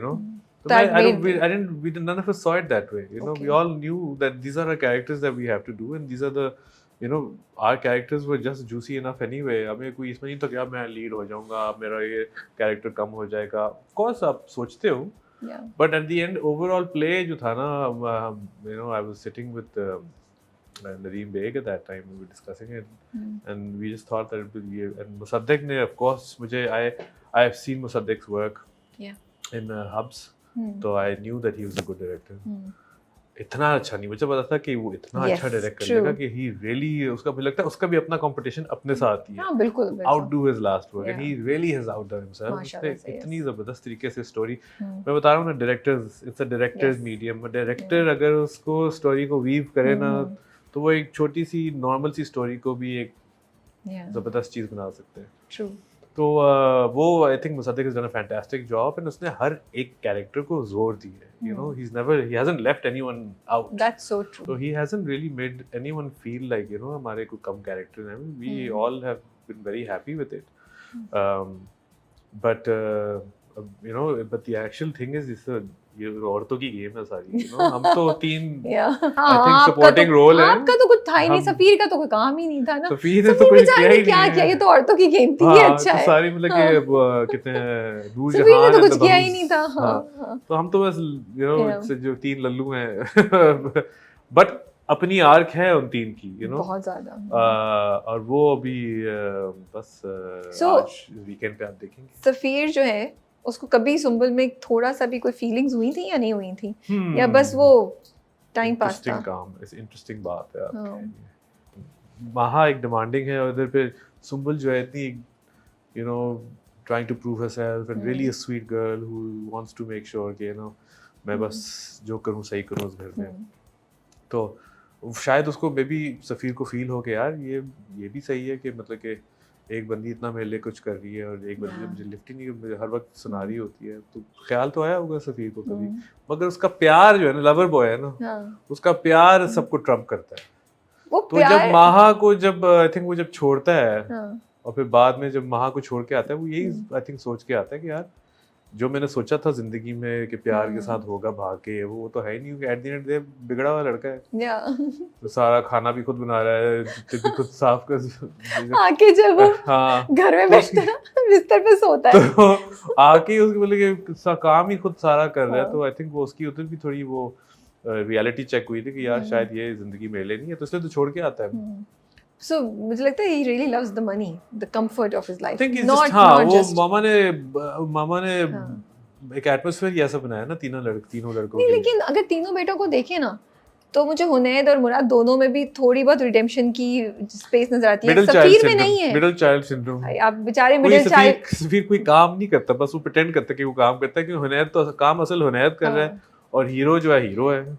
और ये सिर्फ जल्दी पे सफीर prove करने की कोशिश कर रहा है। अच्छा, सफीर का ये है कि Safir is constantly trying to prove to his mother that he is looking for validation, that he is worthy of something, and she doesn't give it to him like she does to Hunaid and to Murad, because Hunaid is the responsible one, so she loves him, and Murad is the hero, the youngest, so he can get away with murder. But Safir is the one who is always, you know, trying to prove himself. उसको प्यार भी हो जाता है तो वो सब he is not doing anything right anyway, वो सब चीज़ें गलत ही कर रहा है, तो वो अपना स्टैंड भी नहीं ले पाता। मतलब कि उसको मामा से बहुत ज़्यादा प्यार है, मगर वो प्यार मिलता नहीं है ना, मामा हर वक्त उसे रिजेक्ट कर देती है, तो इसीलिए महा के पास जा रहा है जहाँ तो इसलिए जहाँ उसको वैलिडेट किया जा रहा है। मैंने ये पॉइंट कभी नहीं सोचा था, ये आपने भी अभी भी बैठे बैठे बनाया है, ये वाकई ये साइकोलॉजी थी सफीर के पीछे। सोचा हुआ I was playing Safir, you know? आपकी स्माइल से मुझे शक हो रहा है कि मैं बिलीव करूं, बिकॉज मैंने नहीं सोचा, बट आप सही कह रहे हैं कि इसीलिए वो माँ की तरफ जा रहा था कि उसको जो एक्सेप्टेंस चाहिए थी वो माँ से नहीं मिल रही थी। बिल्कुल। और उसको सुंबल में अपनी माँ ही मतलब कि जो माँ कहती है वो सुंबल कर रही होती है, तो वो उसको you know he didn't understand that, he wanted to, you know, be treated like an adult, and आप वैसे भी देखिए जब सफीर वापस आता है तो फुली जो है ना अम्मा को प्रूव करना चाहता है, अम्मा मैं कर दूंगा हर चीज, मैं कर दूंगा, वो दिखाना चाह रहा है कि मैं आपकी प्यार के वर्थ हूँ, you know, I am worth. मगर अम्मा तो इम्प्रेस नहीं होती सफीर से, तो वो बस कांस्टेंट इसी में है कि अम्मा मुझे रिकॉग्नाइज कर ले, let me be seen. I am just wondering कि सफीर का होगा क्या, वी कांट डिस्क्लोज, वो हमें देखना पड़ेगा, क्योंकि बाकी दोनों का तो हम देख रहे हैं, सफीर का तो दूर दूर तक। देखिएगा उसको अफसोस हो रहा है सुंबल की शादी का, कार्ड जो देकर गई है, did he feel it? I think at some point उसको ये भी तो फील हुआ होगा ना, वो उधर से भी रिजेक्शन आ गई है ना, तो सफीर को अम्मा की तरफ से रिजेक्शन और फिर से रिजेक्शन, तो रिजेक्शन तो हर बंदे को बुरी लगती है, तो शायद लगती है उसको, वो तो बड़ा कूल बैठा हुआ था। I don't think he is bothered, उसका प्यार है महा, वो सेट है, उसको जो मिलना चाहिए था ना, बाय हुक और बाय क्रुक उसने कर डाला, उसने मतलब कि घर छोड़ दिया, उसने जो कुछ किया, ये तो लकीली महा का बेटा हो गया, तो उसको उसमें जो है ना एक सॉलिस मिल गया। लगी तो होगी कि जिस तरीके से उसने उसकी बेइज्जती की है सुंबल ने, तो बाकी सफीर को लगी होगी, सफीर इतना जो चिल इंसान है ना, रियलिटी लगी है ना, रियलिटी लगी है ना कि एक्चुअली जो वो कह रही है सच है, बात तो जो कह रही है उसमें तो कुछ वो तो गलत नहीं है, वो तो सही है, जो उसने किया गलत है। ऑपोर्चुनिस्ट कितना है कि उसने देखा महा का ये फौरन उसने कि बेटा हो रहा है, ये तो उसने मेरा कहा perfect- यही तरीका है अम्मा हाँ। के गुड बुक्स में घुसने का। प्लस ऑब्वियसली माहा से प्यार भी करता है, वो शौक में था कि माहा प्रेग्नेंट हो गई है, उसने बताया भी नहीं। तो ये भी एक है कि वहाँ से भी रिजेक्शन ही है ना, कि आपको वो भी एक्सेप्ट नहीं कर पा रही, वो भी एक्सेप्ट नहीं कर रही और बता नहीं कि तुम्हारा बेटा हो रहा है या Yeah. तुम्हारा बच्चा हो रहा है। बड़ी एंगल्स हैं सफ़ीर के, बहुत एंगल, बहुत एंगल्स हैं, इतना ब्लैक एंड वाइट नहीं है, मुझे इसलिए सफ़ीर बहुत पसंद है। ब्लैक एंड व्हाइट नहीं है, नहीं, व्हाइट तो कहीं नहीं है। वो ग्रे है tell Safir. Me one white thing about him, Safir grey है। Tell me one white thing about him. He loves Maha, and he has constantly always loved Maha. That's not white, that's वो That ये is his वो love for that is her. that is him satisfying his own ego. No, I don't think it's him satisfying his ego. I don't think there's something about ego in it. He just loves her and he didn't know how to. He मतलब wanted इतना her since brutal, day one. इतना brutal था वो और माँ। ये अगर कि अम्मा उन्होंने- उससे पहले माहा को एक्सेप्ट कर लेती तो ये कभी स्टोरी ना होती। लेकिन वो और माँ इतने डिवाइड ऑफ इमोशंस हैं और इतने ब्रूटल हैं कि निकाह किया, उसको लाके सुंबुल वाले कमरे के ऑपोजिट वाले कमरे में ठहराया। That was really brutal. नहीं तो फिर कैसे वाइट है? I mean Black. इसने खुद थोड़ी किया। किसने कराया? अच्छा आप किसने किया? कौन सी वाली बात करी जब ये पहले शादी करता है शादी ना? जब हाँ, उसको हाँ। अम्मा फोर्स करती हैं उसको लाने के लिए, नहीं, उसके बाद जब वो चला जाता है मरी या कहाँ जाके ये लोग शादी जब करते हैं, शादी करते ठीक वो है, मरी की बात उसको कर हाँ रही मरी हैं। की बात करते हैं, वो शादी करते हैं, उसको सुंबुल को उसको माहा को सुंबुल के ऑपोजिट कमरे में लाके ठहराता है। हाँ हाँ That was so brutal. that was That he brutal. vanishes. उसके बाद वो भी नहीं, फिर जब माहा को वापस लेकर आता है बेचारी सुंबुल को फिर कमरा बदल कर देते हैं। बिल्कुल। He doesn't say anything. और आप कह रहे हैं कि वो white मगर है? वो वाइट थोड़ी है, वो पार्ट वाइट थोड़ी है, वो तो वो तो है ग्रे ना, सब वो तो है ब्लैक। black. हाँ, Not black even and grey. Grey. Black. उसमें कुछ Sorry. वाइट नहीं है उस पार्ट में। नहीं, वो जिस सभी तरीके से उसने, मगर उसमें वो आई थिंक बुद्धू भी है ना, वो प्यार में पागल है, वो बस जो कह रही है यस सर कर रहा है, क्योंकि उसको पता ही नहीं है कि तो घर पे जाता है अम्मा उसको बुद्धू बनानी है इधर या वापस आते माँ- यहाँ माँ बना रही है, बना रही है। तो और वो तो उसको जानता भी नहीं है, उसको 2 दिन शादी हुई, वो तो चाहता ही था कि आए, बेचारी के साथ बट बहुत जो बुरा किया बुरा था, बड़ा लीथल था, जो छोड़ के ही चला गया उसको। बहुत मतलब कि brutal. थोड़े आप में होते हैं ना। हाँ। तो ऑडियंस क्या कह रही है? आपको कुछ सुनने को आते थे कमेंट्स या? Audience loves it, Yeah. Audience is but absolutely. वो हो रहा होता है कि सफीर तुम क्या कर रहे हो, डीएम्स आते थे कि क्या कर रहे हो तुम सुंबुल के साथ? मैं हर वक्त कोई ना कोई मीम ही पढ़ रहा होता हूँ। हाँ। 3 इडियट्स वाली मुझे बड़ी अच्छी मीम लगी थी इसमें। ओके। हाँ, एक और भी मैंने अभी रिसेंटली मीम देखी जिसमें लिखा सफीर के ऊपर ही था। सफीर के ऊपर ही था कि Murad is good with Noorbano Hunayd is good with his daughter, Safir is good for nothing. Sorry. ऐसे कुछ था। बेचारा हाँ। सफीर, बेचारा तो नहीं है सफीर, क्योंकि देखे ना हुनैद को अपनी बेटी से इतना प्यार है, सफीर Yeah. ने वो सफीर को तो बेटे के साथ भी इतना नहीं है। The इतना नहीं only है। person that जाओ matters चुप करो is यार। Maha, most probably. You are हाँ। right, you know. Yeah. वो उसके अलावा तो कुछ भी नहीं है। Yeah. बट चैलेंज था इस कैरेक्टर को करने के लिए कुछ फन या- था बहुत, it was too much fun हाँ। doing this। मैं और बल्कि हम सदिक बैठे होते थे और हम लोग हंस रहे होते थे कि यार ये क्या बंदा है, Yeah. ये बंदा क्या है, True. और इसको कैसे हम बेहतर कर सकते हैं, और और भी किस तरह जो है ना हम सफ़ीर के एंगल्स निकाल सकते हैं। कि कभी कभार चीज़ें ऐसी लिखी होती थी कि हम हंस रहे होते थे कि यार ये जो है ना सफ़ीर साहब जो है ना Too much है। they're too much। बट सफ़ीर की कहानी में 2-3 चीज़ें मुझे लगता है 2 चीज़ें रिलेटेबल थी। एक तो ये दूसरी शादी बहुत जगहों पे होती है और फिर इसी तरह वो बिल्कुल इग्नोर कर देते हैं पहली बीवी को या दूसरी बीवी को, तो वो चीज़ भी मुझे लगता है लोगों को काफ़ी होगी। एंड देन अ मैरिज जिसमें कनेक्शन नहीं है, जस्ट आउट ऑफ बिल्कुल नेसेसिटी। हाँ, तो ये दोनों एंगल ये दोनों काफी एंगल हैं। relatable। ऑब्वियसली आपकी जब ज़बरदस्ती शादी हो, you are not into it, and वो भी दिखाते हैं कि उसकी जो the other side of it, जब सुंबल सोच रही थी कि पता नहीं क्या सोच रहे हैं, कि क्यों इतना मुझसे उलझ रहते हैं, उन्हें पता ही नहीं है कि ये इधर ये चल रहा है।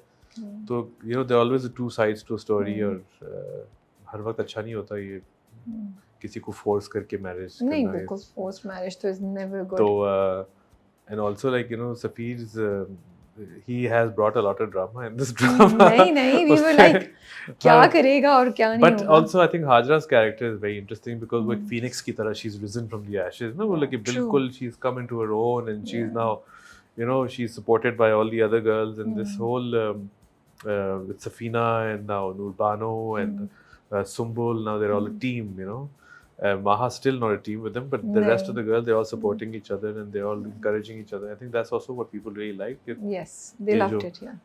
आर्क है ना ये जो अब गर्ल बॉस सब they become गर्ल पावर के साथ they become like really they've come into their own and now they're standing up to Noor Jahan. So क्योंकि वो दोनों तीनों हर जगह अपने अपने तरीकों से मजलूम थी, फिर वो मजलूम से वो एकदम से जरा स्ट्रांग हो गई. माहा तो पहले से ही बदतमीज थी ना. माहा तो पहले कि आप कौन क्या, तो वो तो अब उनको हैंडल करना पड़ रहा है. मगर बाकियों की जर्नी ऐसी रही है, स्पेशली सुम्बुल की, कि वो बेचारी से बिल्कुल एक स्ट्रांग वुमन हो गई. जबरदस्त था.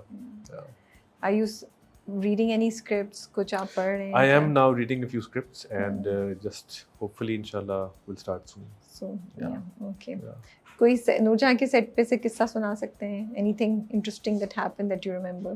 हम लोग बस मुझे किसी ने मैं हमेशा मुझे इंटिमिडेट हो जाता था जब सबा आपा आती थी. सबा आपा is very good and she is super professional. आप सबा आपा कभी फ़ोन पे ऐसे सच नजर नहीं आएंगी. वो अपना स्क्रिप्ट पढ़ रही होंगी या बोले कि वो काम कर रही होंगी, you know, she is done an outstanding job. हम लोग फ़ोनों पे लगे थे. फिर एकदम से मुझे कभी कभार वो कोई मेरे साथ बात कर रहा होता था, मुझे ये आवाज़ ही नहीं होती, सब लो जी दोबारा फ़ोन पे शुरू हो गया. एकदम से मैंने क्या किया है. तो मुझे एकदम से नहीं मैं तो कुछ नहीं कर रहा. तो मजाक बन गया था कि जब ये फ़ोन पे मैं कहा मैं आपा अभी कोई आया ही नहीं है, मैं तो उधर पे फ़ोन पे लगा हूँ. But it was a lot of fun. Like we had a good time. Set पे बहुत हमें मजा आया. No, she's done a great job. She's phenomenal. उन्होंने इतने अच्छे से उस कैरेक्टर को निभाया है कि वो टॉक्सिक भी इंटरेस्टिंग लगता है. बिल्कुल. कि you don't get bored of watching her. बिल्कुल. You know, because negative characters. It's same for Safir. You know, I just feel all the characters are very interesting to watch. They whether all they are have good their or own. bad. बिल्कुल. वही मैं कह रहा हूँ. They all have their own arcs. You know. Own arcs, and everyone is as important as the other. There is no. मुझे नहीं लगता कि there's one lead or the other lead or the other. There's you know everyone is doing such a good symbiotic job in supporting each other. That's what we liked about it, you know. And of course, I mean, इसमें हमें किसी को भी ये ego नहीं था कि यार मैं थोड़ा बड़ा हो जाऊँ. मैंने तो आज तक सेट पे ये एटीट्यूड ही हम किसी को नहीं देखा कि यार you know जो मेरे ज़्यादा सीन होने चाहिए. कोई किसी में कोई नखरा नहीं था. We all really enjoyed working and we all had a really good time. चुप के आगे काम करते थे और जाते थे. एंजॉय करते थे प्रोसेस को. पता था हमें नूरजहां प्ले नूरजहां का है. Yeah, true. नूरजहां का है. That's true. And it's interesting कि एक कैरेक्टर बहुत डिफरेंट तरीके से लिखा गया है. और नहीं जिस तरीके से सबा आपा ने नूरजहां प्ले किया. I mean, you know, मुझे I cannot imagine anyone else playing Noorjahan like she is. सही कह रहे हैं. You know, नूरजहां का मेन सेंट्रल कैरेक्टर होना, वो प्रेजेंस और वो ऑरा जो होता है ना, वो सिर्फ सबा हमीद ला सकती है. She is phenomenal. Thank you so much for your time. Thank you for having me. I hope you had good fun. I had lots of fun. Thank you for making me come back into my element. I hope it lasts also. I hope it does. Yeah, and I hope the viewers get to see a different side of you today. Yes, I hope so. You know, तो कुछ ज़्यादा different ना हो जाए. नहीं, I don't think so. थोड़ा सा निकले आप, इतना नहीं. निकाल लेंगे. कुछ की तरह थोड़ी सी शक्ल निकाली फिर अंदर चले. निकलेंगे. But thank you so much for your time. Thank you for having me. And we hope to see you on the screen very soon again, inshallah. Inshallah. I hope all of you really enjoy the finale of Noorjahan. Yeah, really looking forward Please to let me know in your comments what you thought about it. Instagram पे ज़रूर बताइएगा what you thought about it. चलें आप अपना बहुत ख्याल रखें. Thank you. Take care and Allah Hafiz. Allah Hafiz.